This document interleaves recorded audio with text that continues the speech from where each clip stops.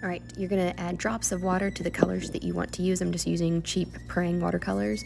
For the salt technique, you're gonna add water to the area first that you want to paint. Then you'll get your color that had the water drop already added to it.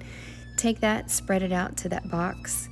Eat nice and evenly all the way to the edges. Clean off your brush very quickly. And then you're gonna get your salt ready. I'm just using regular table salt here. You would wanna already go ahead and have this ready to go so that you're not wasting time, so that your water doesn't dry before you're done. And just go ahead and sprinkle it right into your wet paint.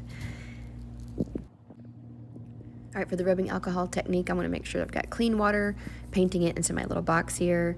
Again, using only colors that have already had water mixed in with them so that they're activated and ready to go. You saw that when I first put that down, it wasn't putting any pigment down, so I went and got some more.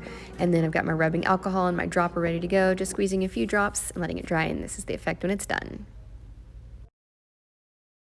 I've got a small piece of plastic wrap ready to go. I'm gonna fill my space with water all the way, clean water, using my paint, putting it down on the paper, spreading it out, adding a little bit more paint, a little more pigment, spreading that all around, cleaning my brush very quickly, getting my plastic wrap, and then squishing it on there so that it forms shapes underneath. For wet on wet, I'm going to fill the entire space with water. I'm going to use my first color, let that spread, and then I'm going to quickly clean my brush, adding my second color, and then I'm going to kind of tilt and move the paper around so that those colors kind of bleed into each other on purpose.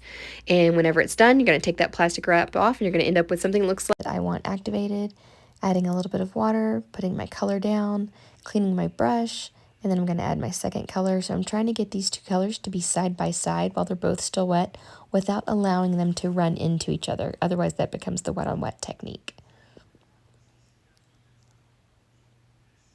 Next one is maintaining a highlight, because there's not really a true white watercolor paint. The true white comes from the color of the paper being white and not being painted, and you're going to achieve this by leaving the paper dry. This is for the splatter technique. I hold my brush at the end, and then while I pat it in the middle or tap it in towards the middle of the brush. And this allows it. I was doing it with one hand, so it wasn't working as good. You can also flick the tip of the bristles as well to make the splatters. That is with the paper dry. You can also splatter with wet, which is more of like a wet on wet technique.